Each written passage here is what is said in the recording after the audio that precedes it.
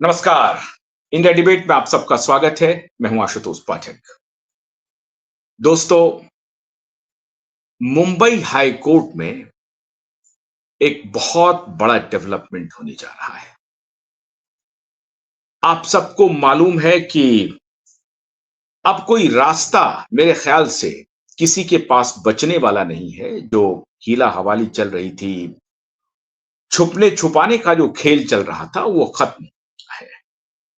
किसी भी सूरत में मुंबई पुलिस को एफआईआर दर्ज करनी ही पड़ेगी। और जो सबसे बड़ा डेवलपमेंट है, आज इस मुद्दे पर बात करने वाले हैं एडवोकेट नीलेश ओझा जी से, जो देश के लिए कुछ केसेस ऐसे होते हैं जो इतिहास में अपना नाम दर्ज करा लेता है।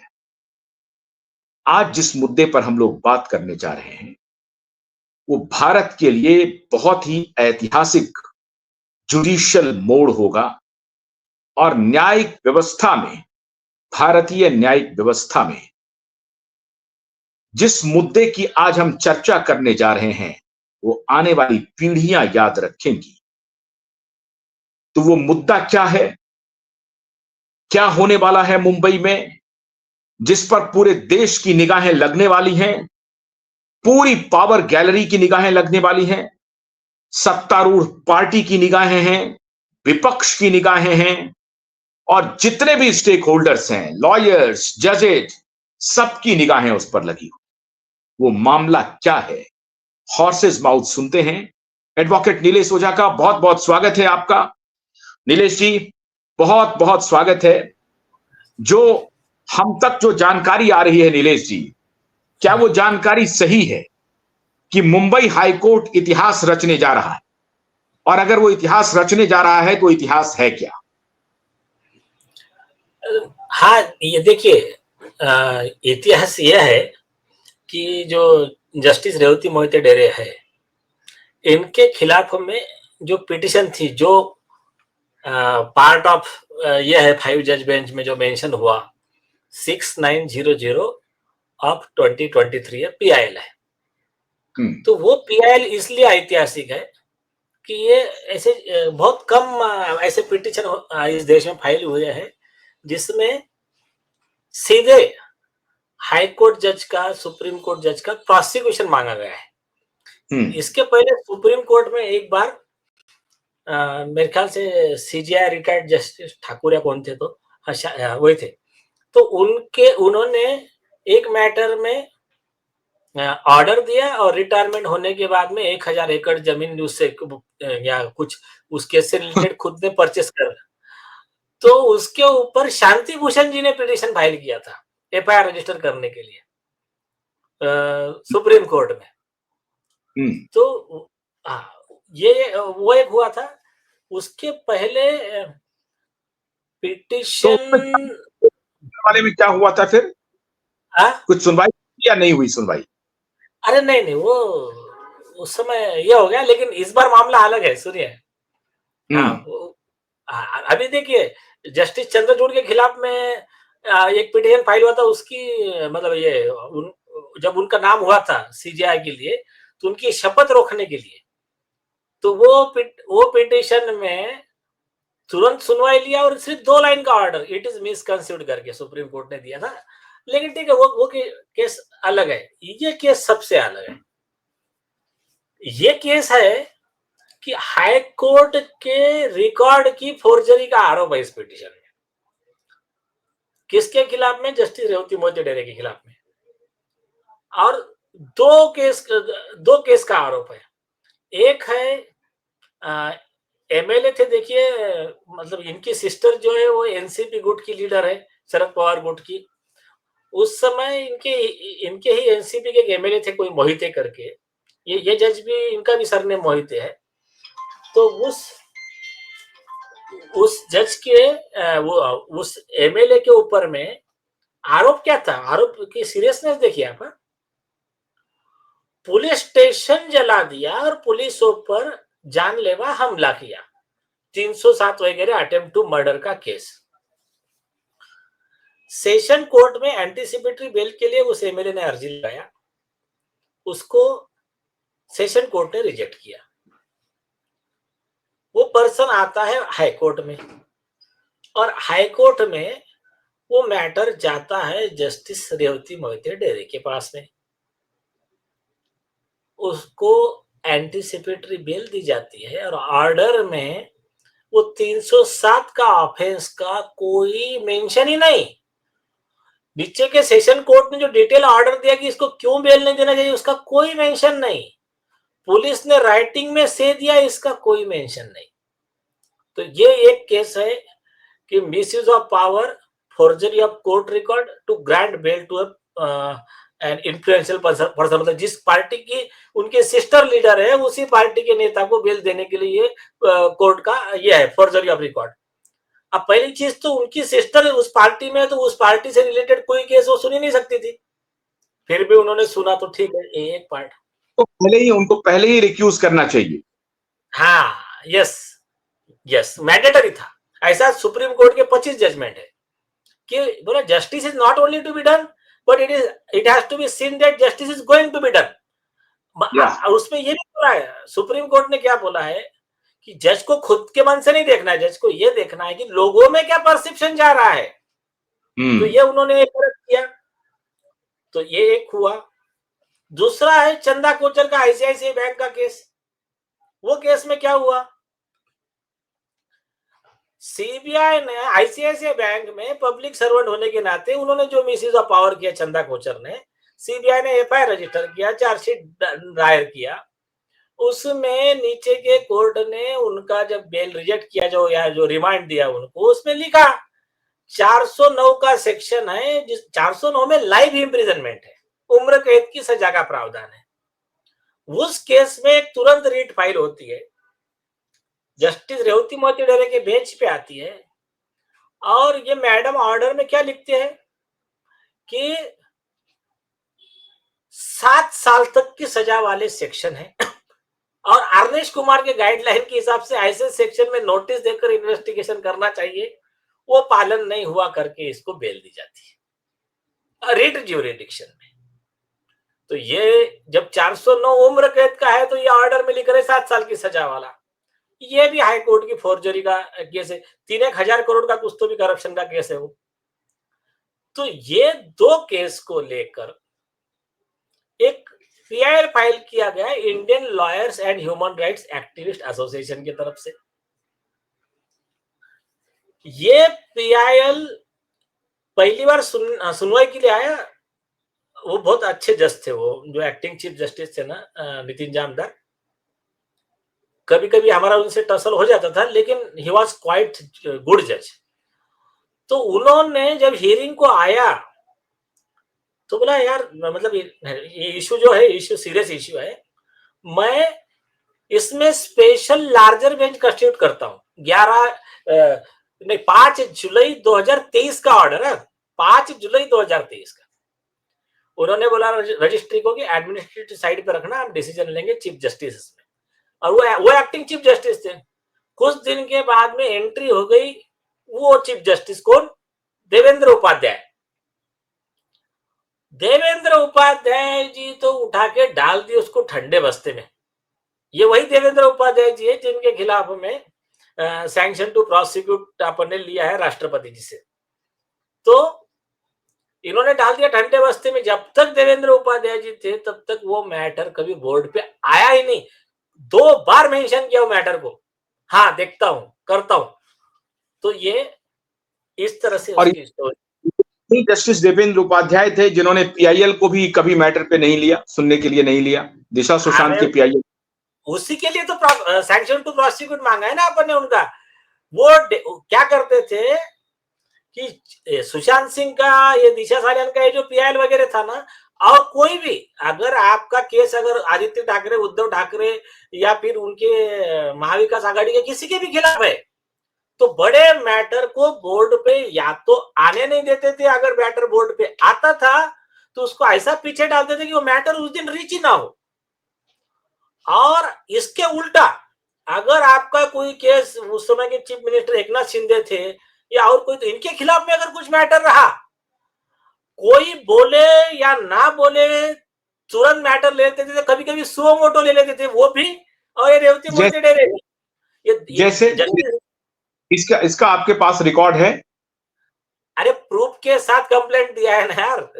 रिकॉर्ड है बोले तो प्रूफ के साथ में कंप्लेंट दिया है राष्ट्रपति के पास, ये सेक्शन, ये एविडेंस है, ये सेक्शन के तहत कार्रवाई कीजिए, और आपने अगर 3 महीने के अंदर नहीं किया तो 218 सेक्शन है भारतीय नागरिक सुरक्षा संहिता 2023 का सेक्शन है 218। वो क्या कहता है कि अगर 3 महीने के अंदर हमारा एप्लीकेशन रिजेक्ट नहीं किया तो हमको सैंक्शन मिल चुका है, तो उस लॉ के आधार से हमको सैंक्शन मिल चुका है।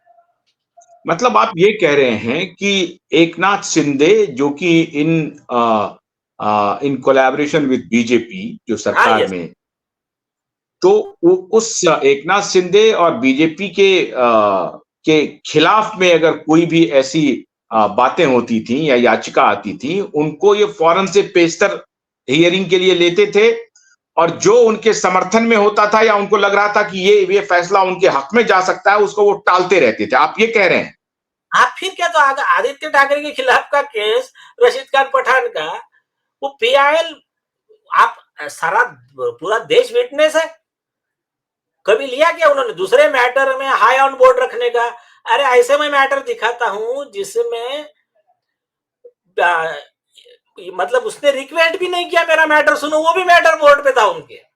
लेकिन जो मैटर में इसमें हम रिक्वेस्ट करते थे, कितने बार रिक्वेस्ट किए उनको, कभी डेट पे लगा देते थे, लगता था वो ऐसा इतना पीछे डाल देते थे, वो मैटर रीच होता। इनके मुझे इतना बताइए, ये 1.5 साल जितना भी थे यहाँ पर, एक दिन भी, पूरा दिन, एक दिन भी ये मैटर कभी हियरिंग को नहीं लिया उन्होंने। क्या किसी लड़की का गैंगरेप हुआ, किसी का उसका मर्डर हुआ, ये मैटर सीरियस नहीं था एक हाईकोर्ट के चीफ जस्टिस के लिए?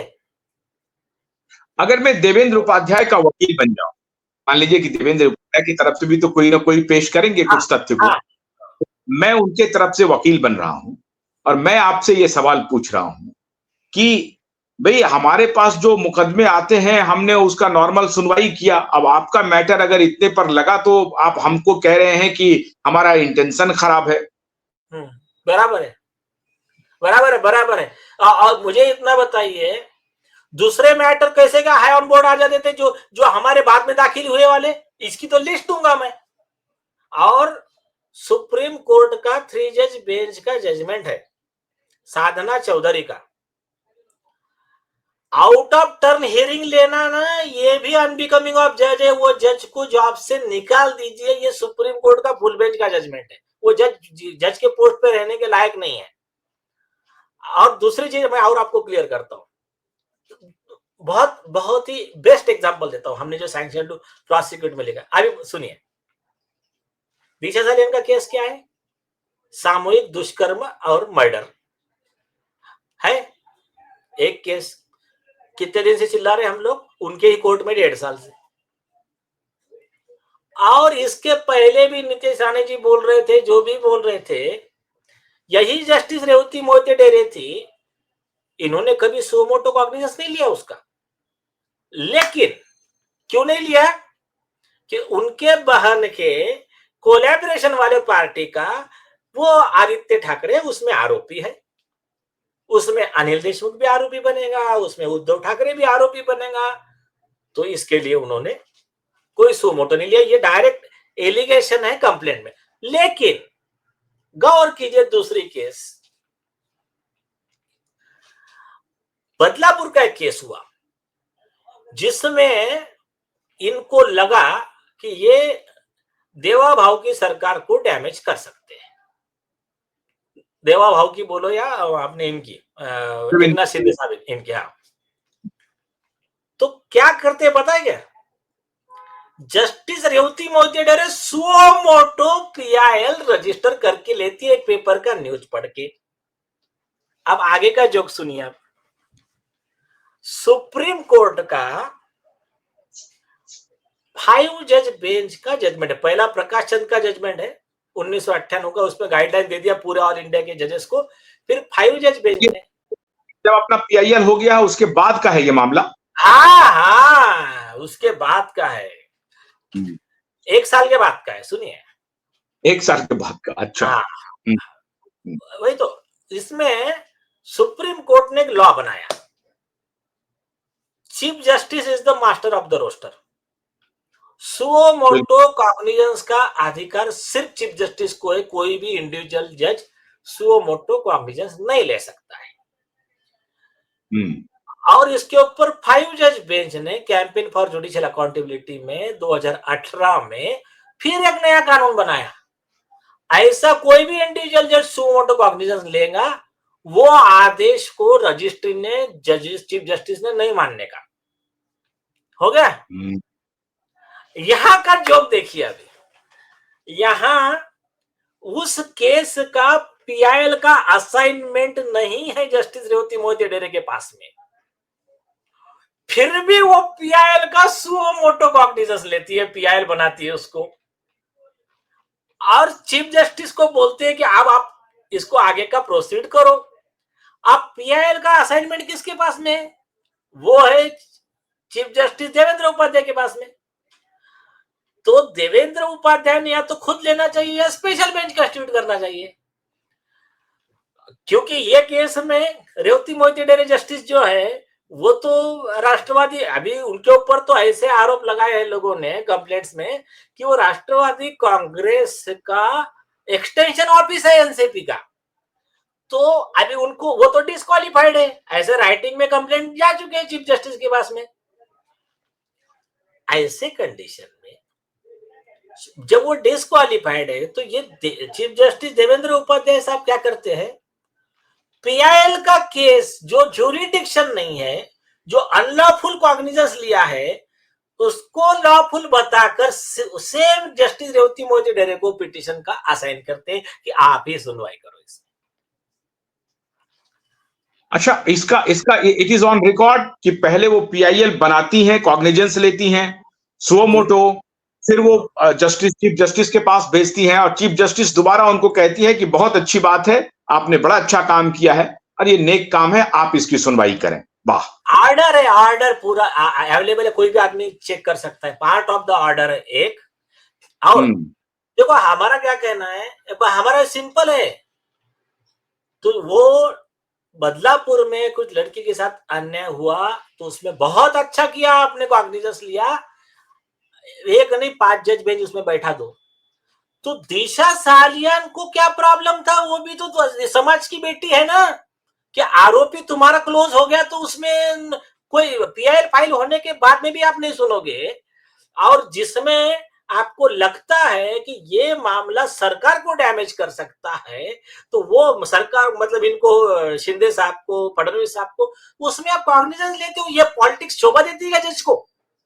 तो ये ग्राउंड पे, तो ये तो आपने स्थापित कर दिया कि ये जज है, ये राजनीतिज्ञ हैं, अरे यही तो आरोप है, यही तो हमारा सैंक्शन एप्लीकेशन ही इसी बात पे है।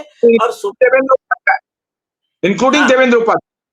अरे वो तो है ना यार, वो तो मेन मतलब ये दोनों कोलैबोरेशन में, कॉन्स्पिरेसी में है, दोनों कॉन्स्पिरेसी में। नहीं, तो मैं यही कह रहा हूं कि इसका मतलब है कि आदित्य और उद्धव ठाकरे के खिलाफ अगर कोई भी एप्लीकेशन आएगा तो जस्टिस रेवती मोहिते डेरे और देवेंद्र उपाध्याय नहीं सुनेंगी। नहीं सुना, ये तो स्टैब्लिश किया। उसके बाद का एक रेप का ही मामला आया बदलापुर का, उन्होंने सुओ मोटो कॉग्निजेंस लिया और वो एक महिला जज हैं, बड़ी अच्छी बात है, उन्होंने लिया। और नेचुरल जस्टिस का कानून सुप्रीम कोर्ट ने क्या इसमें गाइडलाइन दिया, फिर बाद में क्या गाइड, बाजू में रहे। लेकिन आप वो नेचुरल जस्टिस की डिमांड थी कि वो एक महिला जज थी, उनको बर्दाश्त नहीं हो रहा था और उन्होंने कॉग्निजेंस लिया, बड़ी अच्छी बात। लेकिन आपका जो प्ली है कि भाई दिशा सालियान भी आप ही की बेटी थी, हमारे देश की ही बेटी है, उनके फादर अब कंप्लेन कर रहे हैं। चलिए, उस वक्त तो पीआईएल, अब क्या है? आप चलिए, उस वक्त कहा जाता तो भाई नीलेश ओझा क्यों आए हैं पीआईएल लेकर के, आपके लोकस पर कुछ सवाल जवाब हो सकता है, जबकि नहीं कर सकते हैं, वो कर नहीं सकते हैं, ये पीआईएल, ये देश का मामला। लेकिन मान लीजिए एक पल के लिए ये भी हो जाता है। अब तो जो विक्टिम है उसके फादर आ गए हैं कंप्लेन लेकर के, नेम्ड कंप्लेन लिख रहे हैं, फिर भी एफआईआर नहीं हो रही है, कोई कंटेम्प्ट ऑफ कोर्ट नहीं हो रहा है, कोई कॉग्निजेंस नहीं ले रहा है। लेकिन मैं उनकी तरफ से फिर वकालत कर रहा हूं, क्यों नहीं ये माना जाए कि आप जो है एक पॉलिटिकल वेंडेटा के लिए आप आदित्य ठाकरे के खिलाफ अनर्गल आरोप लगा रहे हैं। बराबर है, वो दिशा के पिता अनर्गल आरोप लगा रहे हैं, ठीक है, कोई प्रॉब्लम नहीं। अरे तो भाई आप कॉग्निजेंस लो और कार्रवाई करो ना हमारे खिलाफ, या डिसाइड कब होगा? ये आरोप झूठे हैं, आप अंतर्यामी हो गए क्या कि आदित्य ठाकरे के खिलाफ आरोप है मतलब कॉग्निजेंस नहीं लेने का, और आदित्य ठाकरे उनको सपोर्ट करने वाले जो आरोप है कि जो उनको पॉलिटिकल फायदा दिला सकते हैं, तो उसमें तुरंत कॉग्निजेंस लेने का? ये आप इससे ये संविधान की हत्या नहीं है क्या?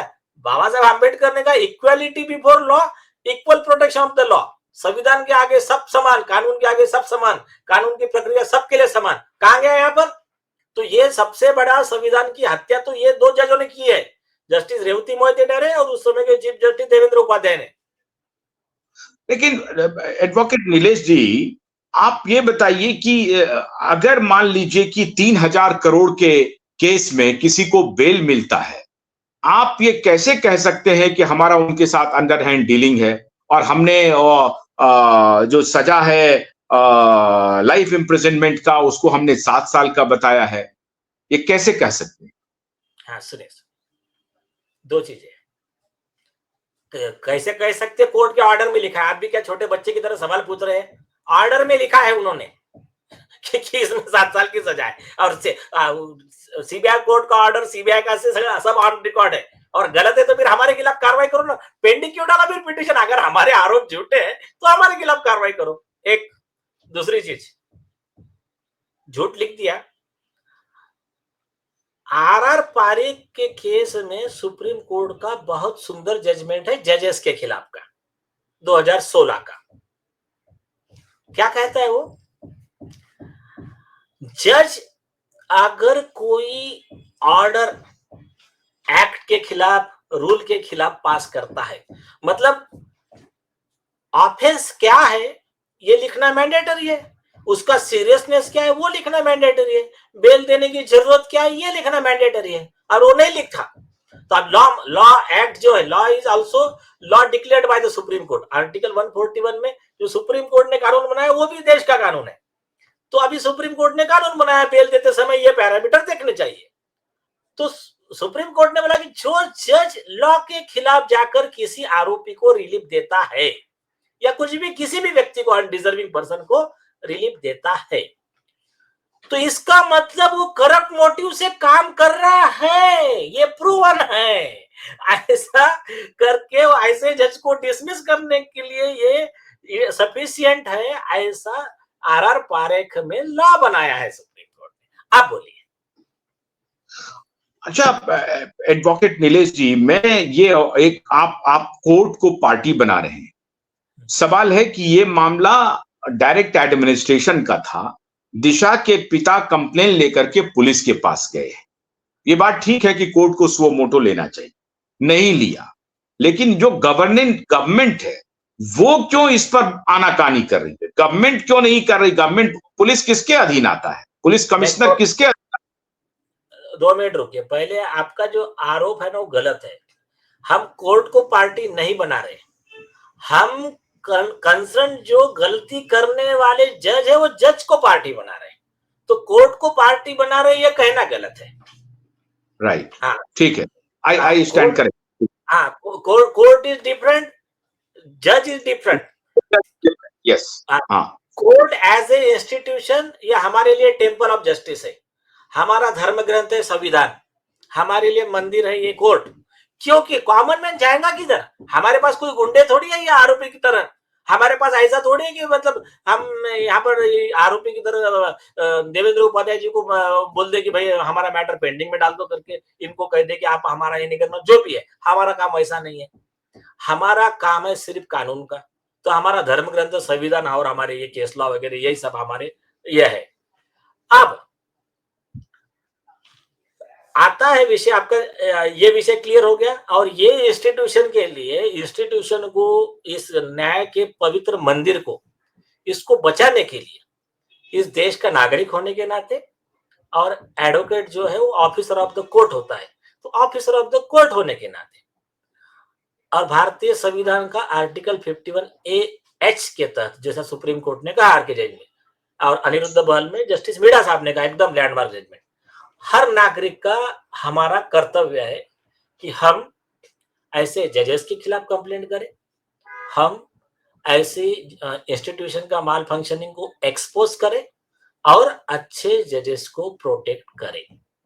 ये आर मुथुकृष्णन में 2019 में सुप्रीम कोर्ट ने क्लियर किया, it is duty of the advocate to protect the honest जजेस and file the complaint against the corrupt जजेस। हो गया, ये हमारा रोल हमने क्लियर कर दिया। हम कोर्ट के खिलाफ नहीं है, ना सारे जुडिशरी के खिलाफ है, हम सिर्फ करप्ट डिसऑनेस्ट जजेस के खिलाफ है। और हम ये इंस्टीट्यूशन, ये कोर्ट्स, ये हमारे लिए मंदिर है, न्याय मंदिर है, टेम्पल ऑफ जस्टिस है। अब आता हूं आपका सेकंड मुद्दा, पुलिस एफआईआर क्यों नहीं कर रही? ये सवाल आप लोगों को पूछना चाहिए सरकार को, उसमें हमसे मत सवाल पूछिए। सरकार पुलिस कर रही होती तो हमको कोर्ट में जाने की जरूरत नहीं पड़ती। हम वहां गए, सरकार ये कह रही है कि हम पिटिशनर के साथ में है, सतीश सालियान के साथ में है, आप लोगों के साथ में।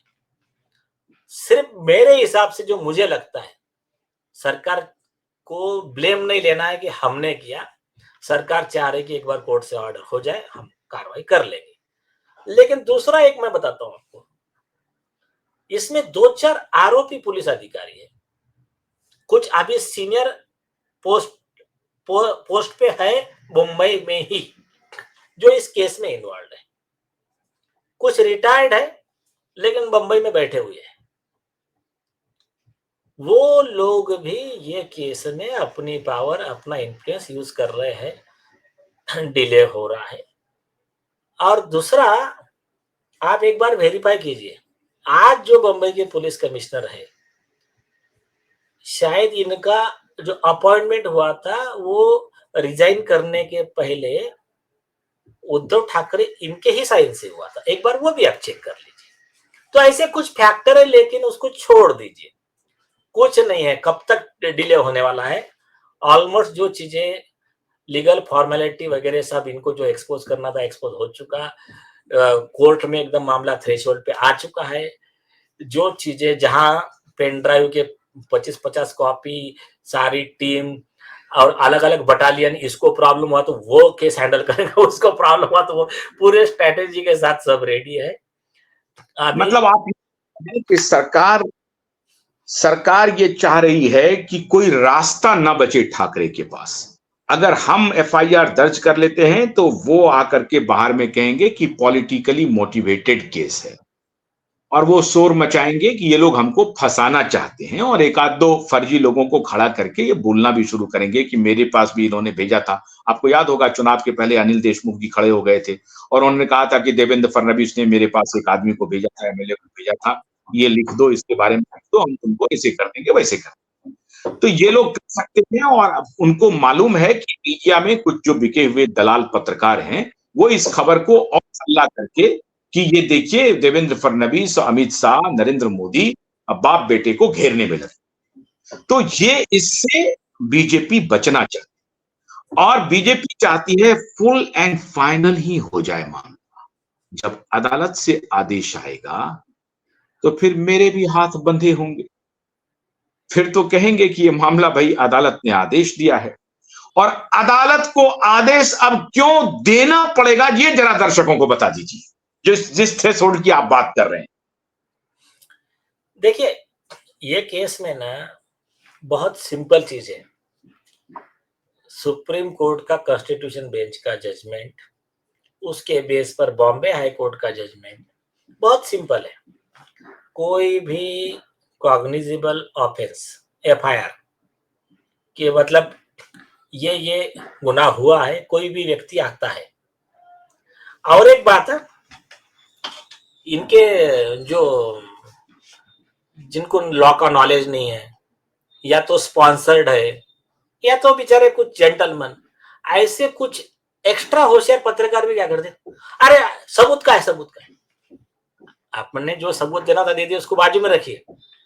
एफआईआर के लिए है ना सबूत की जरूरत नहीं होती है। सुप्रीम कोर्ट ने बोला सस्पिशियन, मतलब अगर आपको डाउट है ना, संदेह, वो भी सफिशिएंट है एफआईआर रजिस्टर करके इन्वेस्टिगेशन स्टार्ट करने के लिए। वो केस लॉ भी मेंशन कर दिया है, हमने एफआईआर में मेंशन किया है। तो उसमें क्या कहा सुप्रीम कोर्ट ने, संविधान पीठ ने, कि कोई व्यक्ति अगर कंप्लेंट लेकर आता है, कॉग्निजेबल ऑफेंस है, सीरियस ऑफेंस है, पुलिस के पास में कोई ऑप्शन नहीं है, एफआईआर रजिस्टर करना ही पड़ेगा। ये सही है कि झूठा है, ये वेरिफिकेशन रजिस्ट्रेशन करने के बाद होगा। गलत निकला तो कंप्लेंट के खिलाफ कार्रवाई करने का प्रावधान है तुम्हारे पास, बट एफआईआर रजिस्टर करने से तुम नहीं रोक सकते। और अगर रोका और वो व्यक्ति कोर्ट में गया तो फिर दो ही बातों पे हियरिंग होगा। एक, अब ये 376D मतलब गैंगरेप का एफआईआर है, कंप्लेंट है, इसमें अगर नहीं किया तो 2 साल की जेल है पुलिस अधिकारी को, क्लियर, उसी पे आर्गुमेंट है अभी। और दूसरा, सुप्रीम कोर्ट का और इस आदेश का उल्लंघन हुआ, बॉम्बे हाई कोर्ट के आदेश का, उसमें कंटेम्प्ट और अदर से उसमें सजा अलग, यही हियरिंग है एक। और सरकार ने तो अपना स्टैंड क्लियर किया है, हम पिटिशनर के साथ है, कोर्ट में भी उनका वही स्टैंड है, क्लियर। तो ये कोई बड़ा मसला नहीं है, मसला है मैटर बोर्ड पे आ जाए तो। अच्छा, एक इंपॉर्टेंट सवाल, नीलेश जी, आपने एक किताब लिखा है कि जजेज को भी कैसे प्रोसिक्यूट किया जा सकता है। जजेज का मतलब ये नहीं है कि वो भगवान हो गए, या उनके मुंह से निकला हुआ हर वाक्य जो है वो कानून हो गया, या उनके मुंह से निकला हुआ हर वाक्य कानून की विवेचना हो गया। वो भी गलती कर सकते हैं, उनसे भी गलती हो सकती है, कुछ जानबूझ करके कर सकते हैं, कुछ अनजाने में कर सकते हैं। तो चलिए, अनजाने में गलती हो गई कोई बात नहीं, लेकिन जो जानबूझ करके गलती हो रही है वो उसका तो कॉग्निजेंस लेना ही पड़ेगा, ये नेचुरल जस्टिस का डिमांड है। आपने इसके पहले, अब मैं एक इसमें डॉट देख रहा हूं, जस्टिस रेवती मोहिते डेरे, जस्टिस देवेंद्र उपाध्याय और सुप्रीम कोर्ट के निवर्तमान पूर्व चीफ जस्टिस चंद्रचूड़ साहब, इनके बीच भी कोई रिश्ता है? क्योंकि आपने जस्टिस चंद्रचूड़ के खिलाफ बड़ा एप्लीकेशन दिया था उस वक्त। जस्टिस चंद्रचूड़ के बेटे ही रिया चक्रवर्ती के लिए अपियर हुए थे। अब मैं इसीलिए जानना चाहूं, उनके खिलाफ में ना इतना सारा मटेरियल है, वो मेरे जो प्रूफ्स है ना वो दिखाने से पहले मोस्ट, मैं बताऊं ना, मेरे पास जो है ये जिसको बोलते हैं इंटेलेक्चुअल डिसऑनेस्टी, जुडिशियल डिसऑनेस्टी, बौद्धिक बेईमानी, इसका सबसे बड़ा एग्जांपल अगर कोई लग रहा होगा ना, तो ये मुझे तो पहले लगता है जस्टिस चंद्रचूड़। अभी तो क्या, अभी तो रिटायर्ड हो गया, अभी तो कोई टेंशन नहीं उनको प्रोसिक्यूशन का, और वैसा भी हमने तो सैंक्शन में तो ले ही लिया, इनको भी लिया है। लेकिन आपको एक नया डेवलपमेंट पता नहीं आज का, मैंने आपको भेजा है, हाई कोर्ट के एक जज है, उन्होंने कंप्लेंट फाइल किया है, रिटायर्ड जज है, CBI probe against CGI Chandrachud, farmer CGI. हाँ, और उसमें मांगा है कि 17A of prevention of corruption act. और हाँ, ये जस्टिस राकेश कुमार जी है। अब ये कंप्लेंट का खासियत, इन्होंने लिखा कि तीस्ता सेटल वार्ड का बेल रिजेक्ट किया था सेशन कोर्ट ने और हाई कोर्ट ने। तो वैकेशन में दिस जेंटलमैन कह के अक्यूज्ड है, तो so this dishonest person justice Chandrachud, इन्होंने एडमिनिस्ट्रेटिव साइड पे एक दिन में 2 बार स्पेशल बेंच कंस्टिट्यूट किया तीस्ता सेटलवाड़ के लिए। पहले एक बेंच कंस्टिट्यूट किया, बाद में उसमें डिफरेंस हुआ तो तुरंत दूसरा लार्जर बेंच कंस्टिट्यूट किया। अब ये जस्टिस राकेश कुमार जी ने बोला है कि इनका जब आप इन्वेस्टिगेशन करोगे, मतलब खास करके कस्टोडियल इंट्रोगेशन जरूरी है इसमें, जस्टिस चंद्रचूड़ का, तो उसमें यह मालूम पड़ेगा कि इनको अप्रोच कौन हुआ था इतने अर्जेंट में बेंच कंस्टिट्यूट करवाने के लिए। और दूसरा ये देश जानना चाहता है कि ऐसे इस देश में कितने गरीब बेचारे जेल में पड़े हुए हैं जिनका हाईकोर्ट ने बेल रिजेक्ट किया है, तो ऐसे इनके कितने लोगों के लिए स्पेशल बेंच कंस्टिट्यूट हुई है। तो तीस्ता सेटलवाड़ तुम्हारी कौन सी रिलेटिव थी, इधर से रिलेटिव थी कि उधर से पैसे आए थे कि उधर से और कौन तुमको अप्रोच हुआ था, ये तो पार्ट ऑफ इन्वेस्टिगेशन है। और सुप्रीम कोर्ट का खुद का जजमेंट है, अनड्यू हेस्ट बाय द जज मतलब any public servant, undue haste is a proof of malified intention. It requires CBI investigation to uncover the complete truth. तो पूरा सच बाहर लाने के लिए जस्टिस चंद्रचूड़ का accused चंद्रचूड़ का custodial inquiry. You are demanding the custodial inquiry of Justice Chandrachud, Advocate Nilesh Ojaji, in simple words. Yes.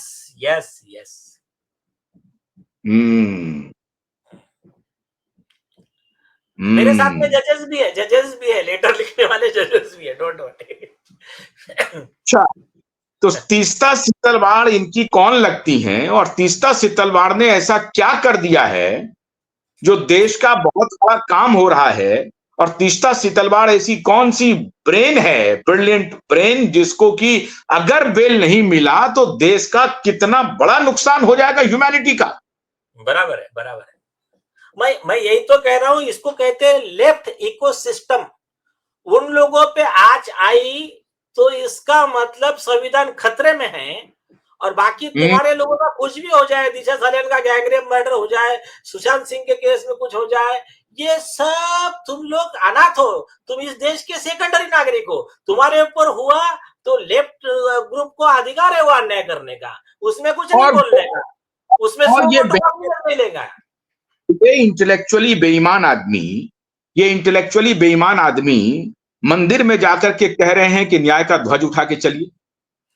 अरे वो तो छोड़ दीजिए, वो ये पिताजी ने कहा कि you do not have right to come to court during emergency. अरे वो तो महाचापलूस थे, वो जो थे ना इनके पिताजी, वो भी डिसऑनेस्ट महाचापलूस थे, वो तो छोड़ दीजिए। हमने और बाद में उनके पिताजी का जजमेंट ओवररूल किया ना, उसमें बेटा भी शामिल थे ये।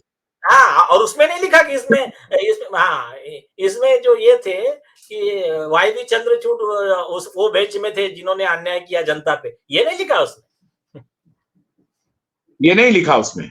नहीं। और दूसरे जज थे, दूसरे जज के नाम लिखकर उनका इंसल्ट किया, उस पर भी हमने कंप्लेंट दिया उनको। और यही जस्टिस चंद्रचूड़ है। अभी आपको मैं इनका और डिसऑनेस्टी बताता हूँ जस्टिस चंद्रचूड़ का, रुको जरा सा वो भी बता दें दर्शकों को कि 1975 में जब इमरजेंसी लगी थी तो जबलपुर हाईकोर्ट का एक डिसीजन था जिसमें कि कहा गया कि हाँ भाई, आपको न्याय पाने का हक है, आप आ सकते हैं। तो सुप्रीम कोर्ट वो आ गई सरकार वहां से, और सुप्रीम कोर्ट ने कहा कि नहीं, आपको न्याय पाने का अधिकार नहीं है क्योंकि इमरजेंसी लग चुकी। आप रिट पिटीशन फाइल नहीं कर सकते, आपके अधिकार खत्म। लेकिन एक HR खन्ना एक जज थे जिन्होंने डिसेंट किया था, और उनको इंदिरा गांधी ने कभी सुप्रीम कोर्ट का चीफ जस्टिस बनने नहीं दिया, जूनियर को बना दिया। आज ये उन्हीं के सुपुत्र हैं, और उनके सुपुत्र हैं वो रिया चक्रवर्ती के लिए अपियर हो रहे। वाह, देश देख रहा है पूरा, सब कुछ देश को देखना चाहिए। इसलिए जनता की अदालत में इन सारे मुद्दों को ले जाना बहुत जरूरी है। और अभी यह भी कहा जा रहा है कि ये जो जस्टिस वर्मा के यहाँ कुछ करोड़ रुपये पकड़ाए हैं, उसमें भी कुछ इन लोगों का नाम चल रहा है। He was to some extent, Power Gallery says that he was to some extent close to Chandrachud. I don't know what is the. अरे मैं सुनो इनका दोनों का बताता हूँ, सुनो। ये जस्टिस चंद्रचूड़ और ये इनके बेटे, अभिनव चंद्रचूड़, इनका एक बताता हूं। एक केस है 700 करोड़ रुपए के करप्शन का केस। उस केस में वन ऑफ द पार्टी के लिए अभिनव चंद्रचूड़ अपीयर होते हैं। उस केस में बॉम्बे हाईकोर्ट स्टे देता है वो प्रोसीडिंग को। उस केस में इनका बेटा नीचे वकील, वो मैटर ऊपर जाता है और उस केस की सुनवाई करते हैं कौन? जस्टिस चंद्रचूड़। और जो ऑर्डर पास करते हो, ऑर्डर बताता हूं मैं एकदम कैसा, कि एक्सटॉर्शन वाला ऑर्डर कैसा है, कि कैसा जस्टिस चंद्रचूड़ के ऊपर एक्सटॉर्शन का केस लगता है। केस वो ऊपर अर्जी लगाता है एक पर्सन, इनके बेटे का क्लाइंट, मतलब उनसे कनेक्टेड एक पर्सन है, कि हाईकोर्ट में मैंने एक अर्जी लगाया है लेकिन हाईकोर्ट सुनवाई नहीं कर रहा है, तो आप डायरेक्शन दीजिए हाईकोर्ट को कि मेरे अर्जी की सुनवाई करें। अभी जोक देखिए, केस किसका है? स्टेट का है। स्टेट का वकील प्रेजेंट नहीं, सुप्रीम कोर्ट में जैसा अर्जी लगा इनका तुरंत बोर्ड पे आ जाता है, बिना स्टेट को नोटिस, बिना स्टेट का वकील प्रेजेंट, और डायरेक्ट ऑर्डर पास। क्या इन्होंने जो अर्जी दिया है उसकी तुरंत सुनवाई की जाए। हो गया। आगे का जो शॉकिंग तो अब है, सुनाइए सुनाइए। हाईकोर्ट में ऐसा कोई अर्जी है ही नहीं। समझे क्या? ऐसा, क्योंकि उसमें वन ऑफ द पार्टी का वकील मैं हूं ना कोर्ट में। हाईकोर्ट जज भी शॉक, बोले ना इनके पिटीशन में वो अर्जी लगी है, ना यहाँ हाईकोर्ट के रिकॉर्ड पे वो अर्जी है। ये मैटर लग भी जाता है और ऑर्डर भी हो जाती है, तो हाईकोर्ट डिसाइड क्या करेगा? अर्जी। फिर उसके ऊपर में क्रिमिनल प्रोसिक्यूशन फाइल होता है जस्टिस चंद्रचूड़ और अभिनव चंद्रचूड़ के खिलाफ। वो अभी राष्ट्रपति के पास पेंडिंग है, होम मिनिस्ट्री लेकर बैठी है वो एप्लीकेशन। क्या करते हैं पता है क्या है? गुंडागर्दी हो रही है क्या अदालतों में? जुडिशियल डिसऑनेस्टी है। Judicial dishonesty. हाँ, तो ये कैसा है मालूम है? देखो इसका जज के खिलाफ कुछ नहीं बोलना है साहब। जज बोलोगे अभी तुरंत ऑर्डर कर देगा। ये उसी का परिणाम है ना कि अरे अर्जी नहीं है, हाईकोर्ट में अर्जी नहीं, यहाँ अर्जी आ गई और उस पर ऑर्डर भी हो गया। हाँ, नहीं, यहाँ बोल रहा है कि हाईकोर्ट में जो अर्जी पेंडिंग है उसको डिसाइड करो। हाईकोर्ट बोलता है हमारे पास में कोई अर्जी नहीं है, और उसने, अच्छा सुनो कोई बात नहीं, उसको छोड़ दो। मैं चीफ जस्टिस ऑफ इंडिया हूँ, सुनिए, मैं चीफ जस्टिस ऑफ इंडिया हूँ, मेरे पास एक पिटिशन आ रही, वो बोल रहा कि साहब वो नीचे हाईकोर्ट मेरा अर्जी नहीं सुन रहा है, तो मेरा पहला सवाल क्या रहेगा? कौन सी अर्जी बताओ। हाँ। और वो अर्जी पे कुछ आपने कुछ रिक्वेस्ट किया सर्कुलेशन का वगैरह बताओ, वो तो कोई रिकॉर्ड पे है नहीं। तो ना वो सुप्रीम कोर्ट के एसएलपी में, तो तेरे बेटे का पहचान वाला है पर्सन, तो तू डायरेक्ट ऑर्डर कर देगा। तो ये जो है ना, अभी क्या है कि अभी इससे बड़े आरोपी क्या रहेंगे? दर्शकों को पता चल रहा होगा कि दिशा और सुशांत का मामला कैसे कैसे इन लोगों ने पूरी तरह से तबाह किया। और इसका मतलब है कि सीबीआई को भी मालूम होगा कि साहब ये तो हम कुछ भी लेके जाएंगे, ये कुछ भी कर देंगे। या सीबीआई भी जो क्लोजर रिपोर्ट दिया है वो सब कहीं ना कहीं घेरे में। नहीं, सुनिए, सीबीआई का विषय थोड़ा बाजू में रखे, मैंने आपको बोला ना, उसको थोड़ा बाजू में रखे, सब हिसाब हो जाएगा। और ये मेरे वर्ड मार्क करके रखना। दिशा का एफआईआर हुआ, दिशा का इन्वेस्टिगेशन स्टार्ट हुआ, अगर अच्छा ऑफिसर रहा तो 1 महीने के अंदर सुशांत का केस रीओपन हो जाएगा, अरेस्ट शुरू हो जाएगा।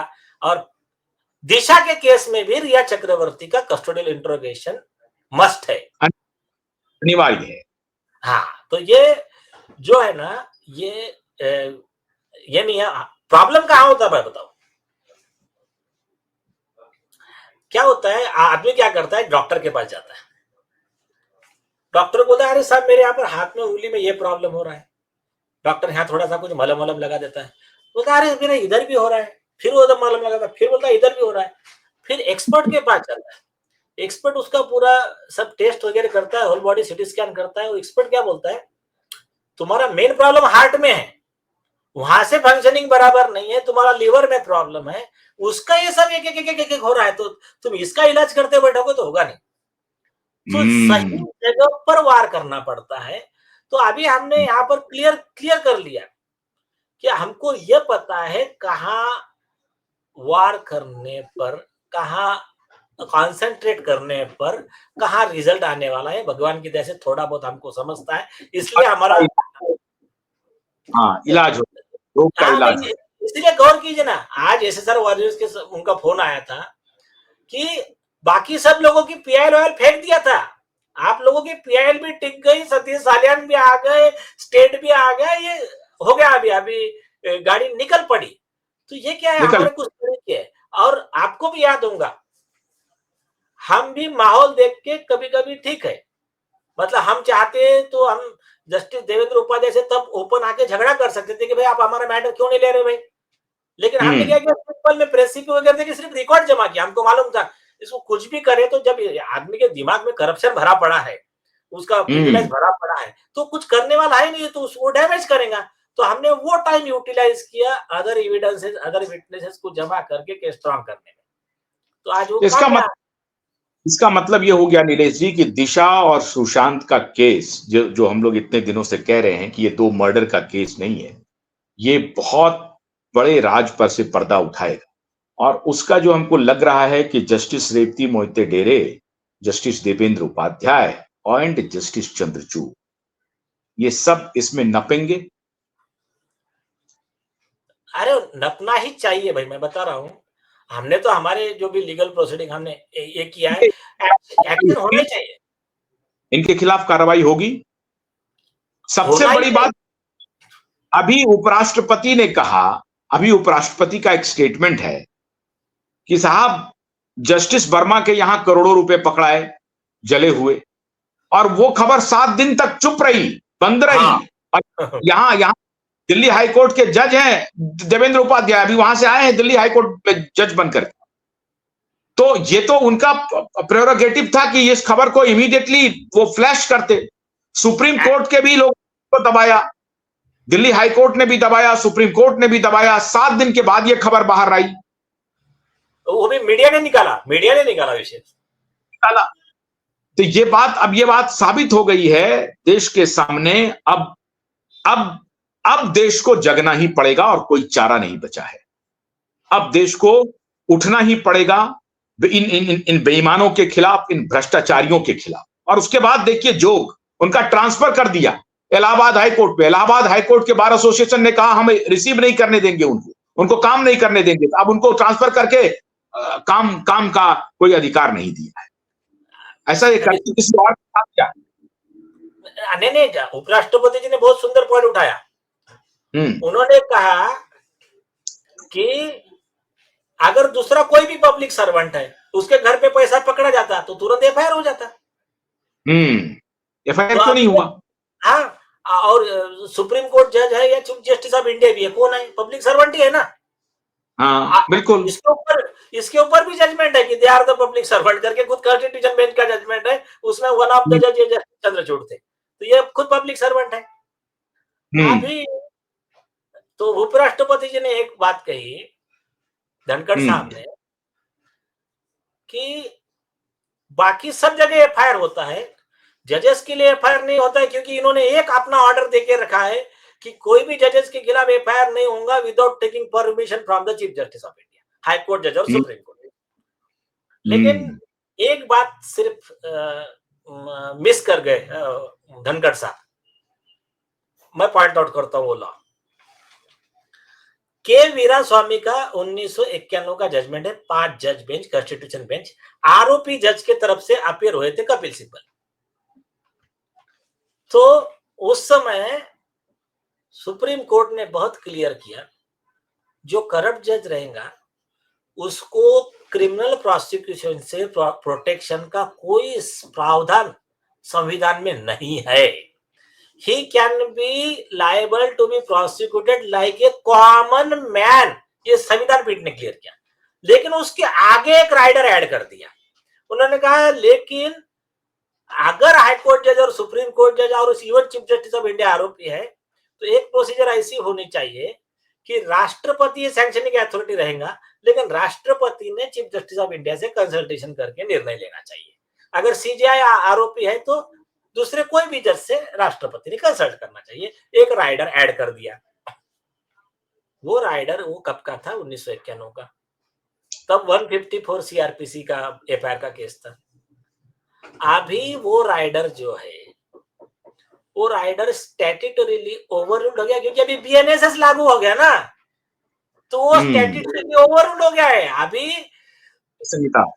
हाँ, अब आपको बताता हूँ, रमन लाल का केस है राजस्थान हाईकोर्ट का। वो संजीव भट्ट ने क्या जो आईपीएस थे, तो एक कॉमन मैन को हाईकोर्ट जज के कहने पे ये आईपीएस अधिकारी ने वगैरह मिलके नारकोटिक्स के झूठे केस में फंसाया।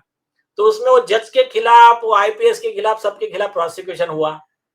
वो केस में हाईकोर्ट जज इसी केस लॉ को लेकर पहुंच गए। वो जजमेंट है Raman Lal versus state 2001 criminal law journal, page number 800, आपको नेट पे मिल जाएगा इंडिया कानून में। वो जजमेंट में justice BS Chauhan, doctor BS Chauhan जो बाद में सुप्रीम कोर्ट के जज बने, उन्होंने बहुत सुंदर बात लिखी, बहुत सुंदर बात लिखी। हाँ, ये केस लॉ लिखा, उसके आगे लिखा कि इसी केस लॉ में लिखा है कि जज अगर ऐसे कोई क्रिमिनल ऑफेंस करता है सीरियस, तो उसको कॉमन मैन की तरह प्रोसिक्यूट करने का कोई जरूरत नहीं है किसी की परमिशन लेने की। तो ये जो लॉ है ना, थोड़ा सा इनको स्टडी करने की जरूरत है सरकार को, कि जजेस को प्रोसिक्यूशन का लॉ बहुत स्ट्रिक्ट है। बिल्कुल सही बात। वो एक कॉमन है, वो एक कॉमन मैन ही। हाँ, देखिए प्रोटेक्शन चाहिए जज को, नहीं तो उसके बगैर फ्रीली काम नहीं कर सकता। लेकिन प्रोटेक्शन ये लेवल पे भी नहीं चाहिए कि वो जज खुद को भगवान समझ ले। तो वो क्या है, उसके लिए प्रोविजन कैसा है मैं बताता हूँ। देखिए, जज के खिलाफ में प्रोविजन लागू, स्पेशल प्रोविजन है आईपीसी 218, 219, 220 वगैरह की। गलत ऑर्डर किया, आरोपी को बचाने के लिए किया, जुडिशियल रिकॉर्ड गलत फ्रेम किया, तो लॉ के खिलाफ काम किया, संविधान के खिलाफ काम किया, 166, 167, ये सारे सेक्शन लगते हैं। किसमें 2 साल है, किसमें 7 साल सजा का प्रावधान है। एक और सीरियस सेक्शन है, जज अगर जुडिशियल मशीनरी का मिसयूज कर रहा है किसी आरोपी को फायदा पहुंचाने के लिए, ऐसे कंडीशन में उस जज के खिलाफ 409 लगता है आईपीसी का, जो उसका करस्पॉन्डिंग सेक्शन जो भी है, तो उसमें उम्र कैद, आजीवन कारावास की सजा का प्रावधान है जज के लिए, मतलब हर पब्लिक सर्वेंट के लिए, और जज भी पब्लिक सर्वेंट है। अभी आपको एक जोक, नहीं, एक आगे का जोक बताता हूं मैं आपको। होता क्या है, ये जजेस के खिलाफ में मामले बाहर क्यों नहीं आते, ये इंपॉर्टेंट चीज है। या फिर जो बेचारा आता है उसको तकलीफ कैसी दी जाती है। अभी हमारा जो हियरिंग है मंगलवार के दिन, जस्ट स्पेशल बेंच जो बैठा है,